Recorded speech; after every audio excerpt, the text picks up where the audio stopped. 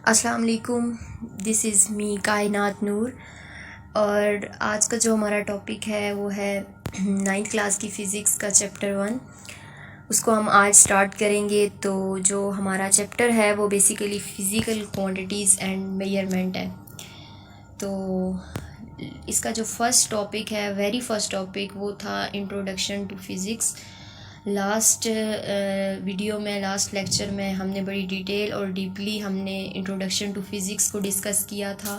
Physics की definitions, उसकी basics, उसके फैक्ट्स, उसकी इम्पोर्टेंस, करैक्टरिस्टिक्स, हर चीज़ को हमने देखा था। इंट्रोडक्शन टू फ़िज़िक्स वाले जो टॉपिक था उसको हमने अच्छे से पढ़ा था। और अगर फिर भी किसी ने अभी तक इंट्रोडक्शन टू फ़िज़िक्स का कॉन्सेप्ट किसी का क्लियर नहीं है तो काइंडली आप इस चैनल में जाकर प्रीवियस वीडियो को देख लें। तो जो आज का हमारा टॉपिक है ना, वो basically physical quantities and measurements के बारे में। तो वेरी फर्स्ट टॉपिक है नाइन्थ क्लास की फ़िज़िक्स के चैप्टर का वेरी फर्स्ट टॉपिक जो है वो फ़िज़िकल क्वांटिटीज़ है। और जो फ़िज़िक्स स्टार्ट होती है वो भी बेसिकली नाइन्थ क्लास से स्टार्ट होती है।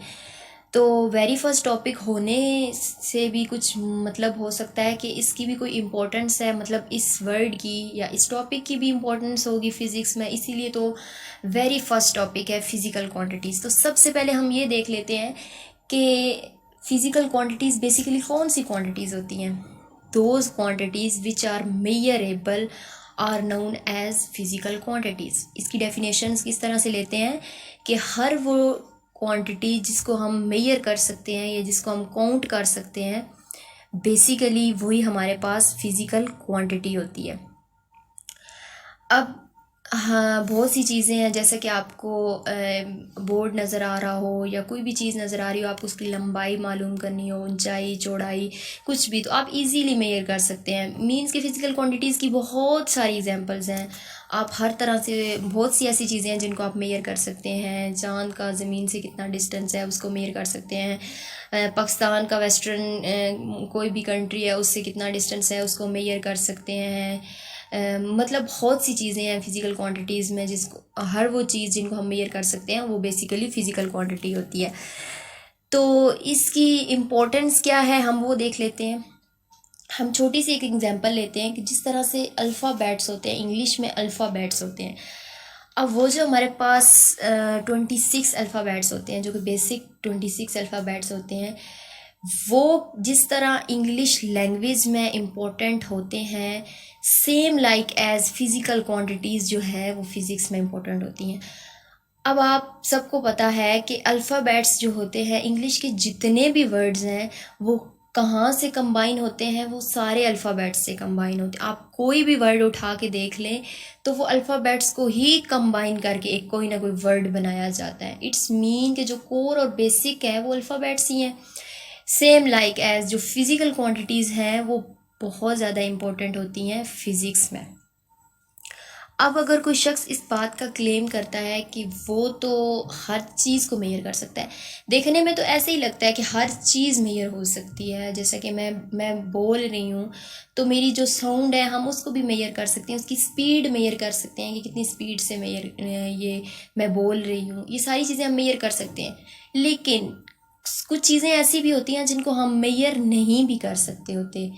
अब अगर कोई शख्स इस बात का क्लेम करे कि वो हर चीज़ को मेजर कर सकता है तो इट्स नॉट पॉसिबल। हर चीज़ मेजर नहीं हो सकती। कुछ चीज़ें ऐसी होती हैं जिनको जो मेजर नहीं हो सकती। लेट्स सपोज हम एक सादा सी इसकी एग्जांपल लेते हैं। जिस तरह इंसान के सर के बाल होते हैं। अब हर इंसान के बस की बात नहीं है कि वो सर के बाल काउंट कर सके, लेकिन फिर भी अगर कोई शख्स बहुत ज़्यादा स्ट्रगल करने के बाद अगर कोई इंसान सर के बाल काउंट कर भी लेता है तो अब होता क्या है, अब उसको एक्यूरेट बनाने के लिए जब वो दूसरे दिन दोबारा से सर के बाल काउंट करेगा तो डेफिनेटली उसकी काउंटिंग में मिस्टेक आएगी। अब मिस्टेक क्यों आएगी, जाहिर सी बात है, हेयर फॉल भी होता है बंदे का। हो सकता है कि एक दिन जब उसने काउंट किए तो उनकी तादाद कुछ और होगी, अगले दिन हेयर फॉल होने की वजह से कुछ बाल गिर गए तो उनकी तादाद में कमी आ गई। तो मीन्स के जो उसकी मेजरमेंट है वो एक्यूरेट नहीं है।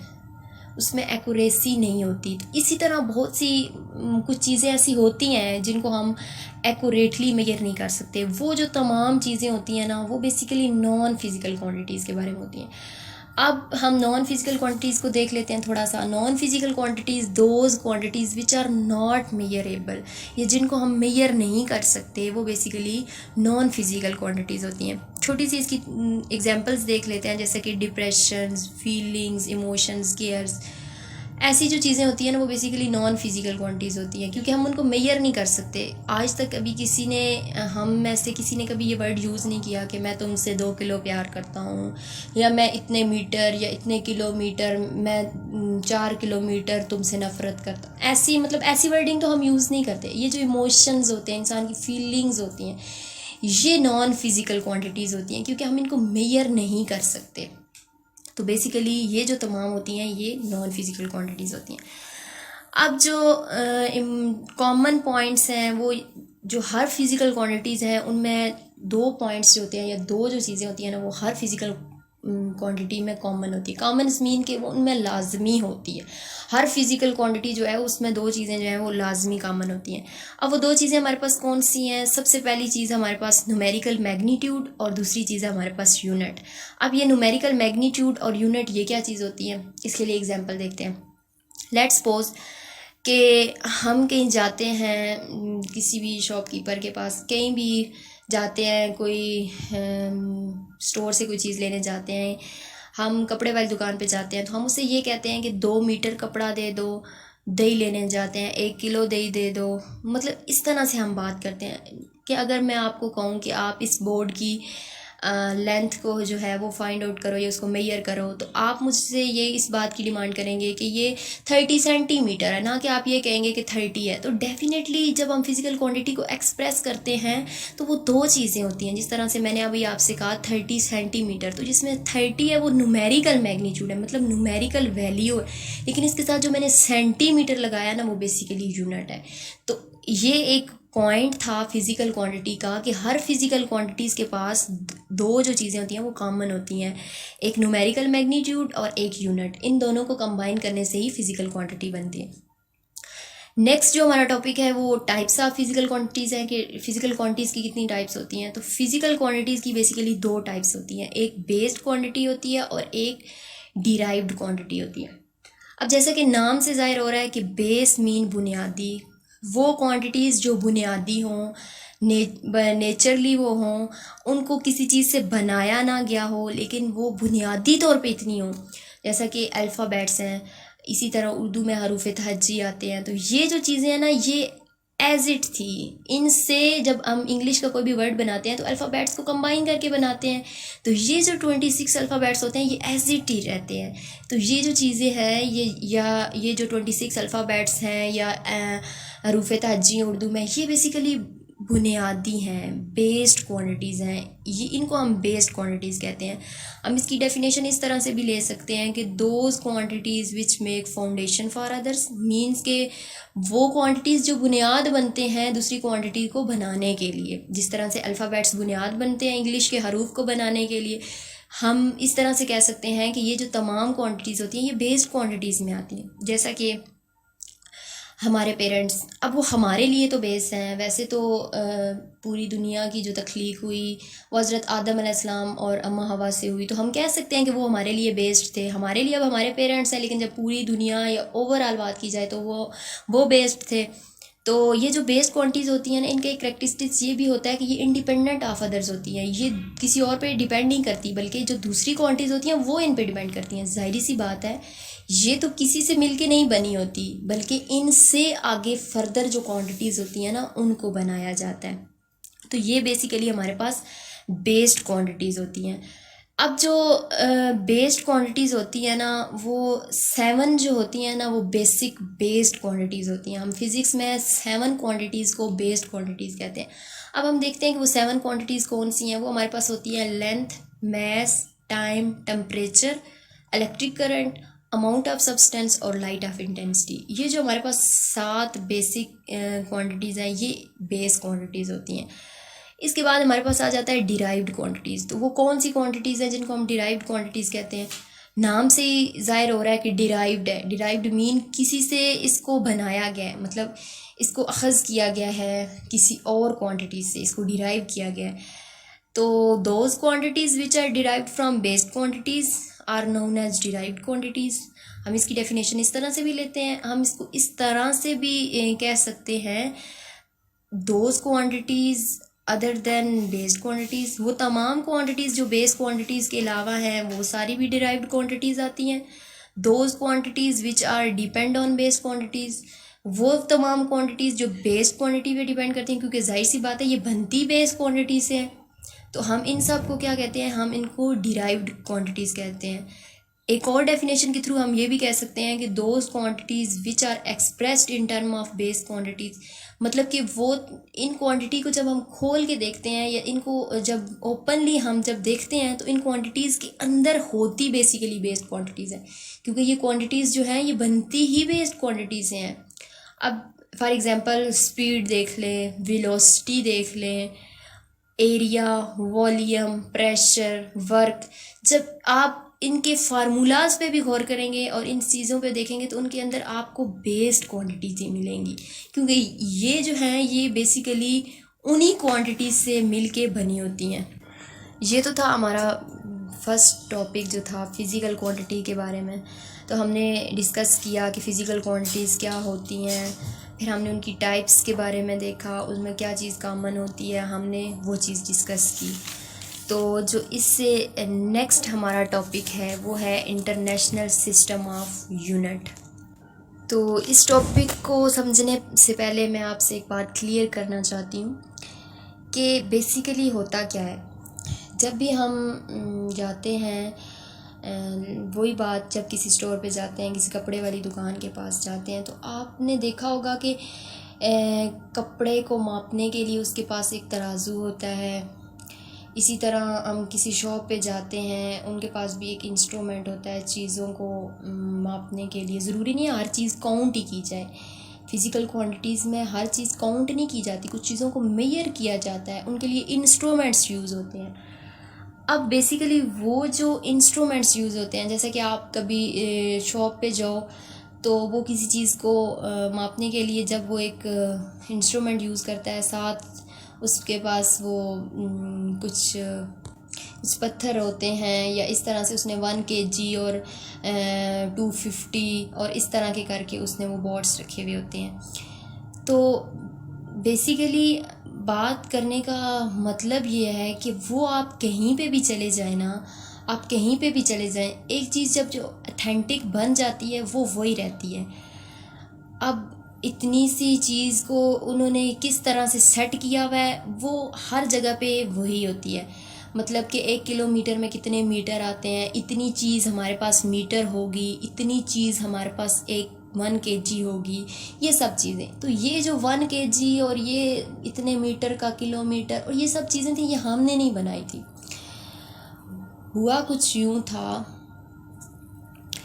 कि पहले ज़माने की बात है कि जब शुरू में जो यूनिट्स यूज़ किए जाते थे ना, वो MKS थे। MKS मीन्स मीटर, किलो और सेकंड। जब शुरू की बात है, जब पुरानी सेंचुरी की बात है, तब ये यूनिट्स यूज़ होते थे, सिर्फ मीटर, किलो और सेकंड यूनिट्स। फिर जब एडवांस टेक्नोलॉजी आई, लोगों की रिसर्च एडवांस हुई, एडवांस क्वांटिटीज़ जब डिराइव की गई, तो जाहिर सी बात है उनके लिए फिर यूनिट्स भी एडवांस होने चाहिए।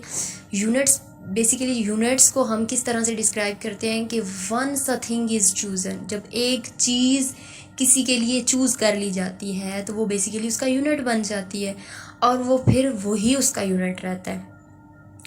हुआ कुछ यूँ कि 1960 में 11th जनरल कॉन्फ्रेंस हुई, जो कि पेरिस में थी, और उसकी किस बुनियाद पर थी, वो वेट एंड मेजरमेंट पे थी। बहुत से साइंटिस्ट ने उसमें थे, पूरी दुनिया के साइंटिस्ट उसमें थे, और इसमें फिर फ़िज़िकल क्वांटिटीज़ को बताया गया कि ये फ़िज़िकल क्वांटिटीज़ हैं। पहले तो सिर्फ 3 यूनिट्स यूज़ होते थे कि ये फ़िज़िकल क्वांटिटीज़ हैं और इनके लिए भी कोई स्पेसिफिक यूनिट होने चाहिए।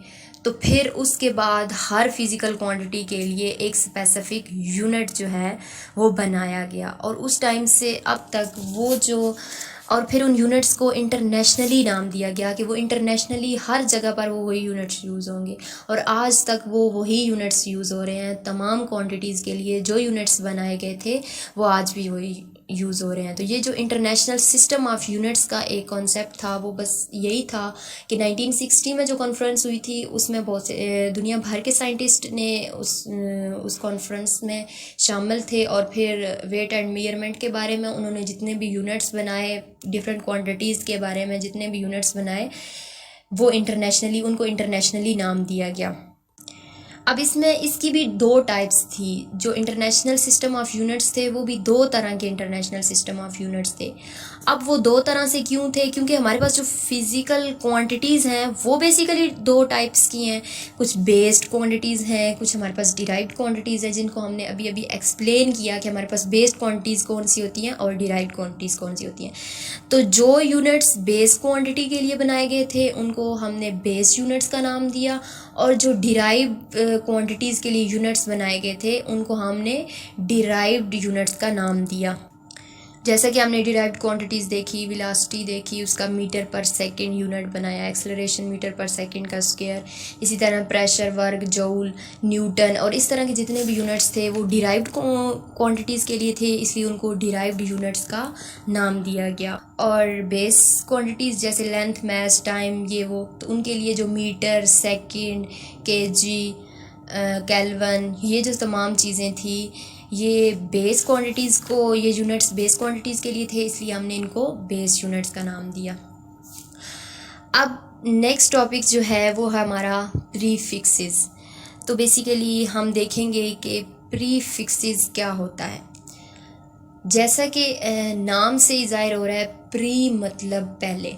हम प्री क्लासेस लेते हैं, अक्सर प्री 9th की क्लासेस होती हैं, प्री FSC की क्लासेस होती हैं, बहुत से स्टूडेंट्स प्री क्लासेस लेते हैं। तो वो जो प्री क्लासेस होती हैं वो बेसिकली क्या होती हैं कि रिज़ल्ट आने से पहले जो हम अगले सेशन का या जो हमारा अगला साल होता है उसकी हम क्लासें ऑलरेडी ले लेते हैं, तो बिफोर रिज़ल्ट, इसलिए हम उनको प्री क्लासेस कहते हैं क्योंकि अभी तक रिज़ल्ट नहीं आया होता और हम पहले उस चीज़ के बारे में पढ़ते हैं। तो जो प्री वर्ड है ना, जो एक हमारे पास, वो उसका मतलब है बिफोर। तो अब प्रीफिक्सेस क्या होता है? प्रीफिक्सेस बेसिकली कुछ वर्ड्स और लेटर्स होते हैं। द वर्ड्स और letters which is used before system unit. जो सिस्टम यूनिट, जो हमने अभी यूनिट्स हमने डिस्कस किए, उनसे पहले कुछ हम लेटर्स और कुछ वर्ड्स यूज़ करते हैं, उनको बेसिकली हम प्रीफिक्सेस बोलते हैं। अब इसकी ज़रूरत हमें क्यों पेश आई, मतलब प्रीफिक्सेस की ज़रूरत क्यों पेश आई? हमारे पास कुछ क्वांटिटीज़ ऐसी थी कि वो बहुत ज़्यादा लंबी हो गई थी, तो उनको शॉर्टकट फॉर्म में लिखने के लिए ये एक मेथड या एक ये चीज़ डिराइव हुई कि बहुत ज़्यादा क्वांटिटीज़ को, जो लंबी लाखों करोड़ों की वैल्यूज़ जब पहुंच गई, जब साइंटिस्ट ने एक्सपेरिमेंट्स किए, तो जो उनके रिज़ल्ट्स आए, वो कुछ वैल्यूज़ तो बहुत छोटी हो जाती, कुछ वैल्यूज़ बहुत बड़ी हो जाती, कुछ 0.0000 समथिंग इस तरह से कुछ क्वांटिटीज़ होती, और कुछ क्वांटिटीज़ जो होती वो लाखों करोड़ों में पहुंच जाती। तो इतनी बड़ी वैल्यू को शॉर्टकट फॉर्म में लिखने के लिए ये प्रीफिक्सेस का एक मेथड जो है ये बनाया गया। तो बेसिकली हमारे पास जो है ना वो 16 लेटर्स हैं जो प्रीफिक्सेस हमारे इस सिलेबस में, हम 16 लेटर्स हैं जो हमारी बुक पे टेबल में भी दिए गए हैं, जो 16 लेटर्स हैं जिनको प्रीफिक्सेस के लिए बनाया गया है। जैसे कि 10⁻18 है, उसको हम एक्सा बोलते हैं, उसके लिए हम सिर्फ ई लिख देते हैं। और ये जो प्रीफिक्सेस होते हैं ये इनको बिफोर सिस्टम यूनिट, हमने अभी पढ़ा, the letters or words which is use before system unit, unit से पहले जिनको लिखा जाता है। जैसे कि न्यूटन से पहले लिखेंगे, केल्विन से पहले लिखेंगे, मीटर से पहले लिखेंगे, तो वो जो तमाम चीज़ें होंगी, वो जो लेटर या वर्ड हम लिखेंगे वो बेसिकली प्रीफिक्सेस होते हैं। इसी तरह से 10⁻⁹ नैनो होता है। इस तरह से ये जो 16 वर्ड्स जो थे ये बेसिकली डिराइव किए गए, और इनको सिस्टम यूनिट से पहले लिखा जाता किसी भी बहुत बड़ी वैल्यू को शॉर्टकट फॉर्म में लिखने के लिए। तो उससे पहले हम ये प्रीफिक्स लगाते थे, मतलब कि प्री मीन्स पहले। तो हम सिस्टम किस चीज़ से पहले लगाते हैं, सिस्टम यूनिट से पहले लगा देते उसको शॉर्टकट लिखने के लिए। अब मेरे ख्याल में आपको प्रीफिक्सेस का जो आइडिया है वो भी हो गया होगा। हमने पहले इंटरनेशनल सिस्टम ऑफ यूनिट्स को पढ़ा, फिज़िकल क्वांटिटीज़ पढ़ी, फिर उसकी टाइप्स और सब कुछ पढ़ा। फिर उसके बाद उनको लिखने का तरीका, इंटरनेशनल सिस्टम ऑफ यूनिट्स जो उनके साथ यूनिट्स लिखते हैं वो हमने देखे कि किस तरह से यूनिट्स बनाए गए। साइंटिस्ट ने बनाए, हम लोगों ने नहीं बनाए, साइंटिस्ट ने बनाए। वो भी एक बाकायदा से कॉन्फ्रेंस हुई जिसमें वो सारी चीज़ों को इम्प्लीमेंट किया गया, और फिर वो कुछ यूनिट्स बने, फिर बेस क्वांटिटीज़ के लिए बने, डिराइव्ड क्वांटिटीज़ के लिए बने, फिर उनसे भी आगे शॉर्ट फॉर्म में लिखने के लिए हमने उनके साथ प्रीफिक्सेस वाला कॉन्सेप्ट लाया कि बहुत बड़ी वैल्यू को शॉर्ट फॉर्म में लिखने के लिए हमने प्रीफिक्सेस वाला काम किया। उसके बाद जो फर्दर हमारे पास टॉपिक आता है वो है बेसिकली साइंटिफिक नोटेशन। अब साइंटिफिक नोटेशन क्या होती है हम वो देखते हैं। Basically scientific power basically a number is expressed in term of some power of 10. In scientific notation, a number is expressed in term of some power of 10 multiplied by any number between 1 to 10. मतलब क्या है कि scientific notation में हम किसी भी number को 10 की पावर में लिखते हैं और उसके साथ कोई भी नंबर मल्टीप्लाई हो रहा होता है। जैसे कि 9 cross 10 raise power 9, 3 cross 10 raise power 8। वो जो 10 रेज पावर 8 हम लिखते होते हैं वो बेसिकली साइंटिफिक नोटेशन होती है हमारे पास, उसको हम साइंटिफिक नोटेशन कहते हैं। वही बात सिंपली कि बहुत ज़्यादा वैल्यूज़ जब लंबी हो गई थी तो उनको शॉर्टकट फॉर्म में लिखने के लिए, अब जो हमने प्रीफिक्सेस वाला काम देखा ना वो ये था कि जब हम 10 रेज पावर 9 हो तो क्या लिखेंगे, उसको क्या लिखेंगे। 10 रेज पावर 15 हो तो उसको क्या लिखेंगे, 10 रेज पावर 18 हो तो उसको क्या लिखेंगे। और जो साइंटिफिक नोटेशन है वो बेसिकली ये जो 10 रेज पावर 8 है ना, ये जो लिखने वाला काम है ना, 10 रेज पावर 8 लिखा या -8 लिखा, -5 लिखा, ये वाला जो काम था ना ये बेसिकली साइंटिफिक नोटेशन है। और फिर इस पावर को एक नाम देना, एक स्पेसिफिक लेटर से इसका नाम देना, वो बेसिकली हमारे पास प्रीफिक्सेस होता है। तो इसके लिए हम ये साइंटिफिक नोटेशन यूज़ करते हैं। अब साइंटिफिक नोटेशन को भी यूज़ करने के लिए दो मेथड होते हैं, दो तरीके होते हैं। या तो हम जो पॉइंट यूज़ करते हैं वो लेफ़्ट साइड से काउंट करते होते हैं यूज़ करते हैं, या हम राइट साइड से काउंट करते हुए यूज़ करते हैं। जैसा कि आपको अभी एक नंबर शो हो रहा है सामने 62,750। जब हमने राइट से शुरू किया तो हमने 0, 5 और 7, मतलब इसके बाद हमने एक पॉइंट लगाया 62.750। अब ये जो एंड पे 0 नहीं लिखा, ये पॉइंट्स के बाद 0 ना भी लिखें तो उससे कोई फ़र्क नहीं पड़ता, लेकिन हमने इसे काउंट ज़रूर किया। जब राइट साइड से लिखना शुरू किया या राइट साइड से काउंट करके हमने पॉइंट लगाया तो तब जो 10 रेज पावर आती है ना वो पॉजिटिव आती है। जैसे कि अभी हमने 62.750, तो पॉइंट के बाद हमारे पास 3 नंबर थे 7, 5 और 0, तो हमने क्या लिख दिया 62.75 into 10 raise power 3, positive 3। Simply इसके साथ ही एक और लिखा हुआ है कि 6.275। अब हमने एक और डिजिट आगे बढ़ा दिया, पॉइंट राइट साइड पे एक और डिजिट आगे लेके गए, तो ये हमारे पास क्या बन गया 6.275। अब ये हमारे पास कितने डिजिट हो गए, ये 4 डिजिट है। तो हमने इसको किस तरह से लिख लिया 10 रेज पावर 4। ये साइंटिफिक नोटेशन को लिखने का एक तरीका है। अब नीचे वाली एग्जांपल में देखें तो हमारे पास 0.00045, ये वाली हमारे पास एक वैल्यू है। इससे हमने पॉइंट को लेफ़्ट साइड से हम दूसरी साइड पे शिफ्ट कर रहे हैं। तो जब लेफ़्ट साइड से दूसरी साइड पे शिफ्ट कर रहे होंगे 0004 के बाद हमने लिखा, तो बेसिकली पॉइंट्स जो हम आगे लेके गए हैं वो 4 डिजिट्स के बाद उसको कैरी किया है। तो हम इसको माइनस में लिखेंगे क्योंकि हमने लेफ़्ट साइड से काउंटिंग शुरू की है। तो हम 4.5 इंटू 10⁻⁻4 लिखेंगे। इसी तरह से अगर हम इसको पॉइंट को 2 ज़ीरो के बाद कैरी ले जाते, मीन्स के 0.045 लिखते, तो हमारे पास 10⁻³ होता, एक कम होती। जब राइट साइड से लिखेंगे तो वो पॉजिटिव 10⁻³ पॉजिटिव हो जाएगी, और जब लेफ़्ट साइड से लिखेंगे तो वो 10⁻³ नेगेटिव हो जाएगी। ये बेसिकली तरीका होता है साइंटिफिक नोटेशन को लिखने का।